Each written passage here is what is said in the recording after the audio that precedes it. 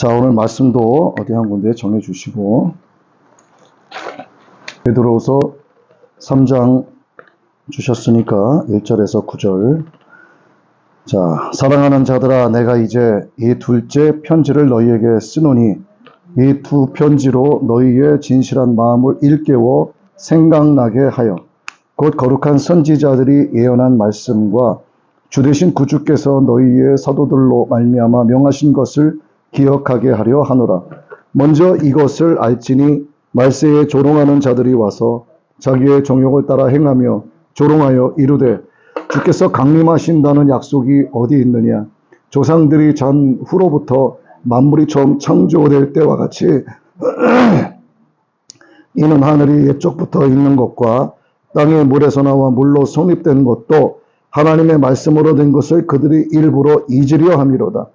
이로 말미암아 그때의 세상은 물이 넘침으로 멸망하였으되 이제 하늘과 땅은 그 동일한 말씀으로 불사르기 위하여 보호하신 바 되어 경건하지 아니한 사람들의 심판과 멸망의 날까지 보존하여 두신 것이니라.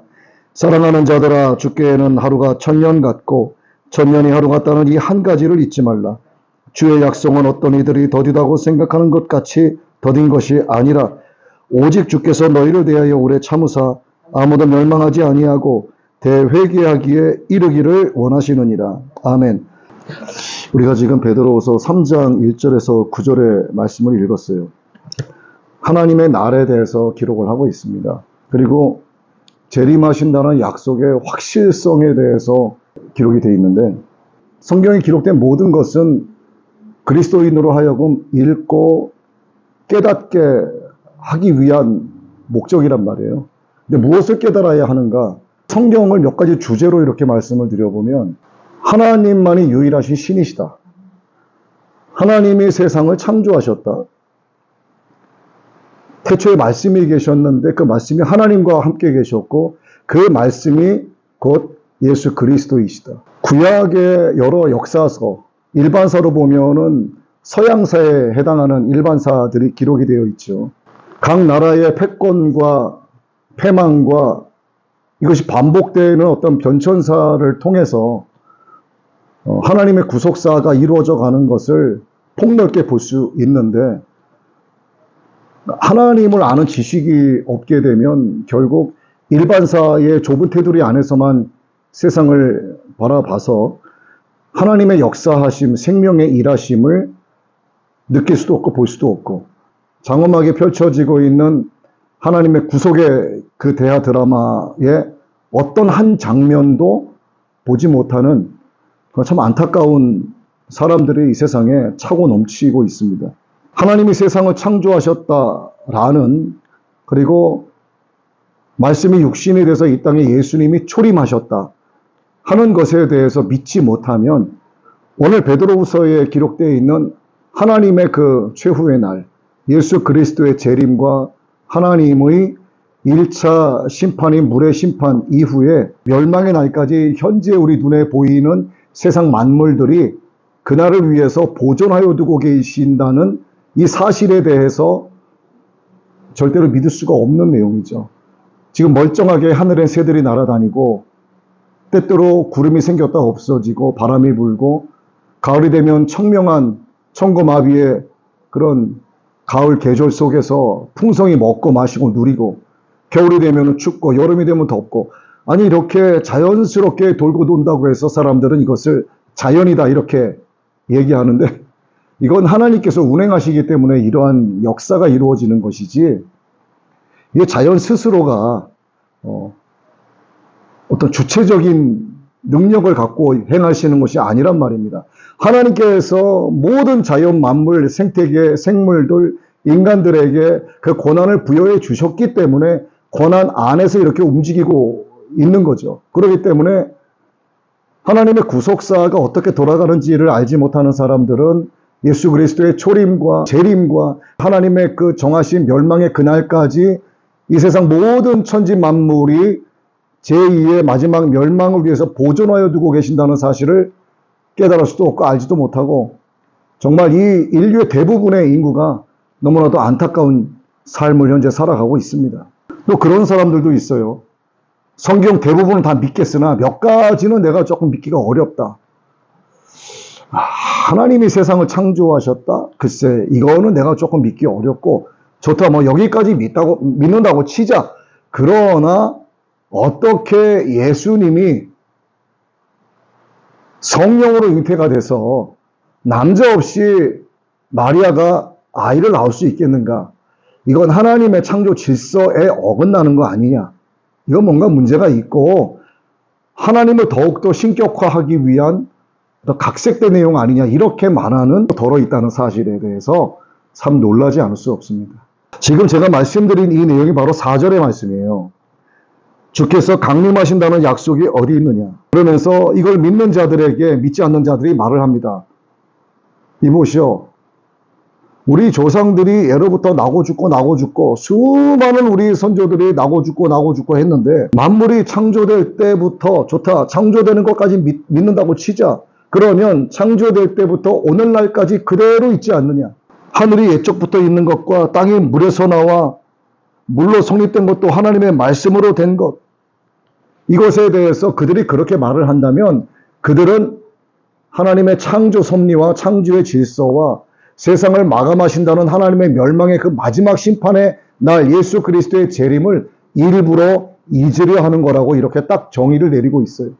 그러니까 이건 하나님을 대적하는 겁니다. 그냥 마치 창조의 질서를 믿고 창조까지는 믿지만 아니 다 그대로 있는데 어떻게 이게 멸망이 이루어지며 그건 있을 수 없는 일이야.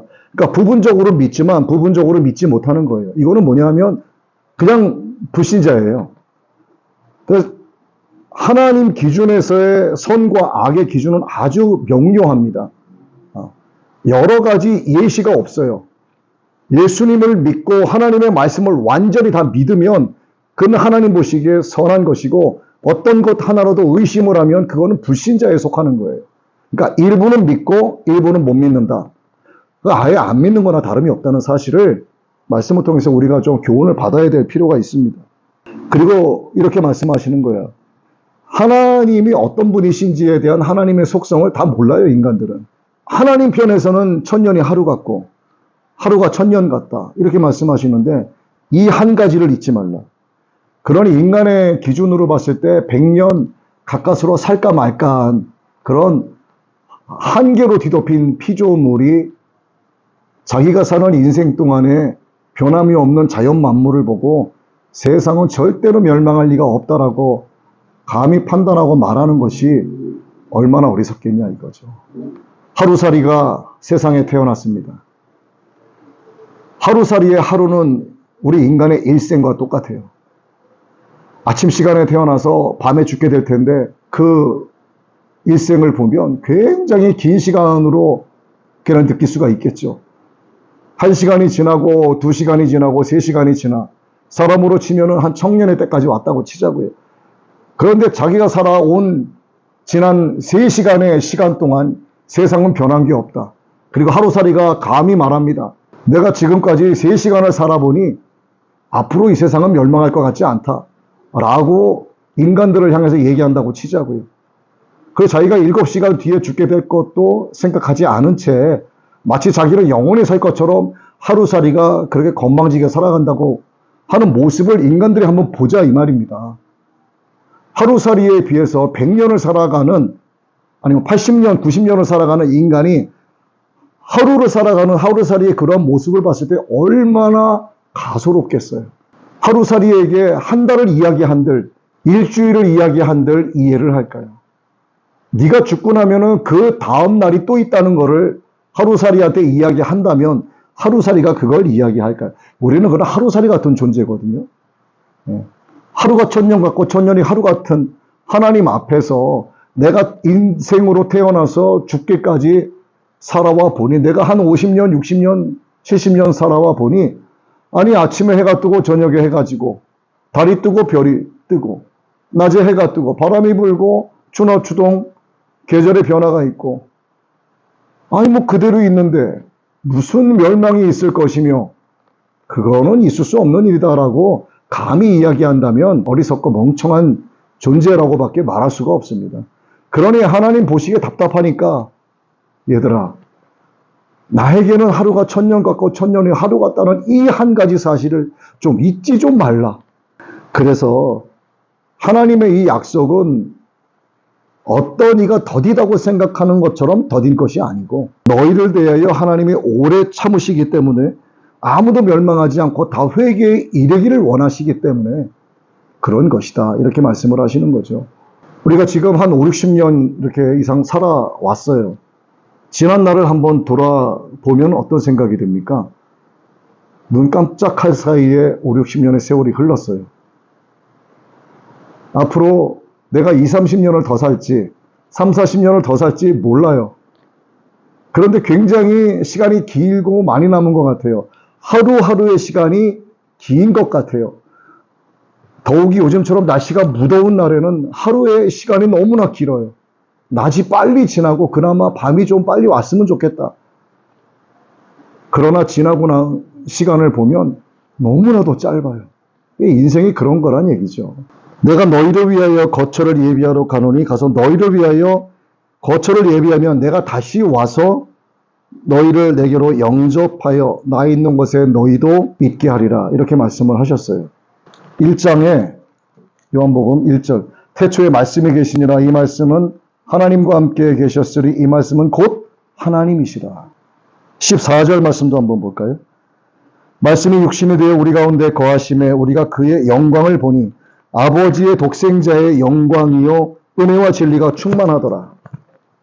바로 이거예요. 너희가 하나님을 믿으니 인간으로 온 하나님의 나를 믿으라. 이게 이 말씀이잖아요.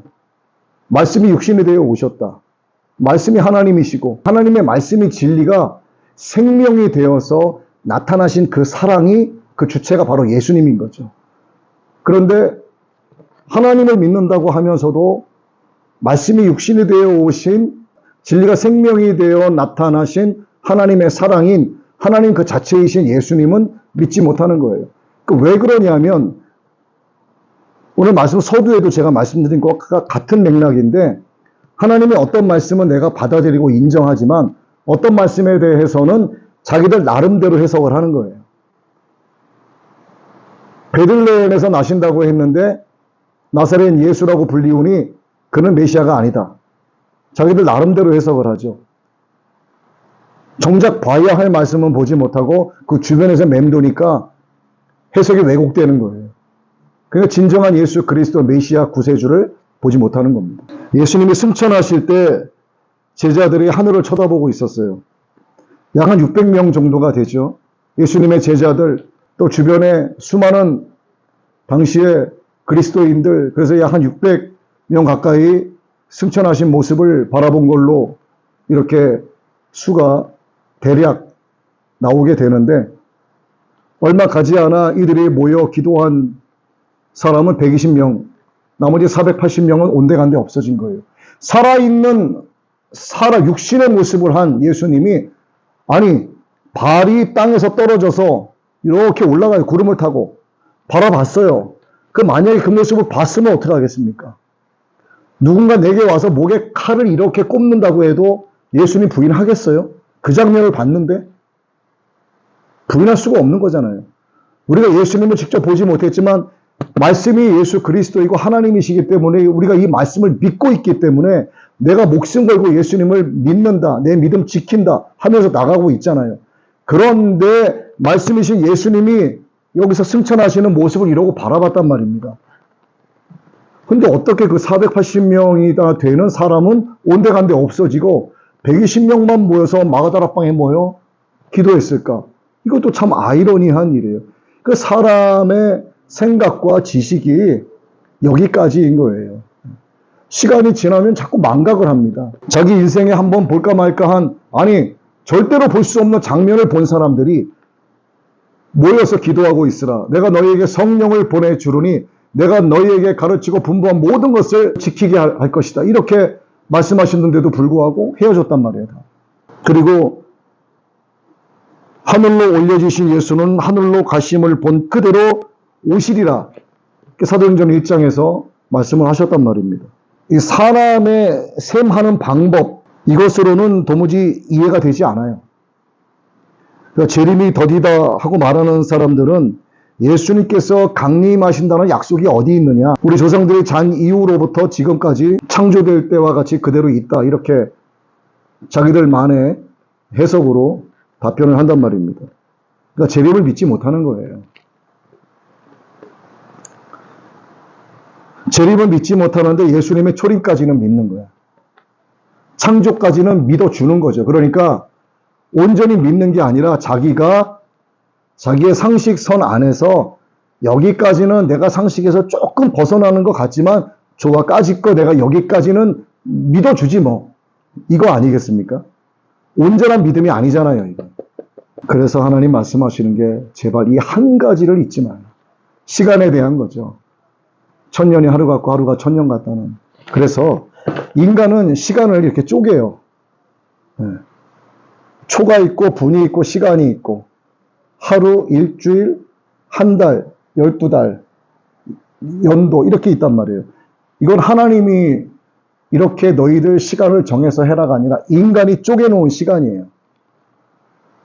그럼 하나님은 인간이 쪼개놓은 시간 안에 존재하시는 분이실까? 아니면 시간 바깥에 시간을 통제하시는 분이실까? 시간 위에 계시는 분이란 말이에요. 그러니까 시간에 대한 인간의 상식 속에 들어와 있는 개념 속에 계신 분이 아니기 때문에 하나님은 초월적인 존재이시고 만유의 주제이시고 무소부재하시단 말이에요. 그러니까 어제나 오늘이나 영원토록 동일하신 거예요. 창조 이전이나 창조된 이후나 구약시대나 신약시대나 오늘이나 하나님께서 세상을 마감하시는 그날까지 하나님께는 동일한 거예요. 그러니까 하나님은 과거에 천지를 창조하신 하나님은 따로 있고 선지자를 부르실 때의 하나님이 다르고 예수님이 오실 때의 하나님이 또 다르고 앞으로 세상을 멸망시키실 하나님은 또 다른 성격을 가지신 분이 아니라 한 분이시란 말이죠. 삼위일체 하나님. 그렇기 때문에 하나님은 시간 안에 존재하시는 분이 아니라 시공간을 초월하신 분이에요. 저는 그런 생각이 그냥 드는 거예요. 우리 인간은 시간이라고 해서 시간을 쪼개놓지만 하나님께는 이게 시간이 아니라 공간의 개념처럼 저는 자꾸 생각이 되는 겁니다. 공간, 천지의 창조부터 창조 이전에서부터 창조 그리고 오늘에 이르기까지 세상을 마감하시는 인간의 계산하에 세상을 마감하시는 그 순간, 그러나 이거는 인간의 계산으로 세상이 마감되는 거지 세상이 마감된 이후에는 새 예루살렘이 열리잖아요. 새 하늘과 새 땅. 그러니까 하나님의 공간은 그냥 무한한 거예요. 우리 입장에서는 과거와 현재와 미래를 인간의 단어로 표현하지만 하나님께는 과거와 현재와 미래가 어디 있어요? 하나님은 모든 것을 초월하시는 분이신데. 그러니까 인간이 이토록 어리석음에도 불구하고 나름대로 하나님의 셈법을 인간의 셈법으로 왜곡 해석을 하니까 어디 예수의 재림이 있느냐. 조상이 자고 나서 오늘까지 봐도 똑같은데 무슨 세상이 멸망을 하느냐. 이렇게 이야기하는 거죠. 하나님 보시기에 답답한 거죠. 수십 년을 살아가는 인간이 하루살이를 봤을 때 참 어리석고 미련하게 그렇게 주장한다면 보일 텐데 영원토록 변함이 없으신 영원하신 하나님 입장에서 고작 몇십 년 살아가는 들의 풀과 같고 인생의 영화는 풀의 꽃과 같고 여호와의 기운이 그 위에 불면 다 떨어지고 말라 없어지고 바람이 불면 흔적조차 없이 사라지고 언제 여기 났었는지조차 모르는 거예요. 그런 인간밖에 안 되는 주제에 하나님의 시간을 제 마음대로 해석하고 예수의 재림이 어디 있느냐. 응? 하나님의 말씀은 믿지 못할 단어가 모든 걸 다 믿어야 되는 거예요. 그냥. 이 믿음이 하나님 보시기에 바로 선이라고 하는 사실을 우리는 분명히 깨달아야 합니다. 그래서 모든 사람이 구원을 받고 진리를 아는 데 이르기를 원하시기 때문에 우리는 하나님께서 우리를 기다려주고 계시는 거예요. 오래 참아주고 계시는 겁니다. 벼가 이렇게 자라지 않습니까? 근데 피가 정말 빨리 자라요. 벼가 이만큼 자라는데 피는 이만큼 머리가 올라와 있어요. 그리고 피를 보니까 똑같아요. 그 안에. 벼하고 똑같이 생겼어. 근데 예수님이 뽑지 말라고 하신단 말이에요. 지금 우리 교회 안에, 기독교 안에 그리스도인이라고 하는 자들, 교인들 가운데 피와 같은 사람들이 얼마나 많습니까? 이게 뭐 논에 나와 있는 거 몇 가닥 정도밖에 안 될까요? 어마어마하게 많아요.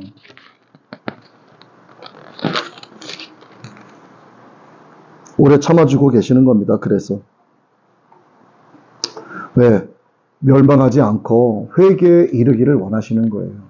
다 구원해주고 싶으셔서. 왜? 하나님의 형상대로 지음 받았잖아요. 우리도 영적인 조급증을 버려야 됩니다. 하나님의 때에 하나님의 방법으로 하나님의 영광을 위해서 하나님께서 친히 이루시는데 그 영적인 조급함 때문에 야, 이거 뭐 재림이 오긴 와. 이 시대에 돌아가는 상황을 보면 우리 시대에 주님이 오실 것 같은데 아니면 우리 자식 때는 분명히 오실 거야. 그런데 자식 때에도 안 오고 손주 손녀 때에도 안 와요. 재림의 약속이 지켜지지 않는 것 같아? 그건 사람의 셈법이죠. 영적인 조급함을 버려야 됩니다. 온전히 우리는 마음을 다해서 하나님을 섬기고 사랑하고 믿으면 되는 거예요. 예수님의 재림은 놀라운 사실이 있습니다. 창세기에서 계시록까지 성경 66권을 통틀어서 32절마다 한 절씩 언급되어 있어요. 이게 무슨 뜻이냐면 예수님의 재림에 대한 약속이 그만큼 많다는 뜻입니다. 정확히 32절 건너서 예수님의 재림의 말씀이 나오는 게 아니라 전체적인 숫자와 전체적인 구절의 수를 봤을 때 32절마다 한 절씩 예수님의 재림에 대한 언급이 있다는 거예요. 얼마나 중요한지 아시겠죠?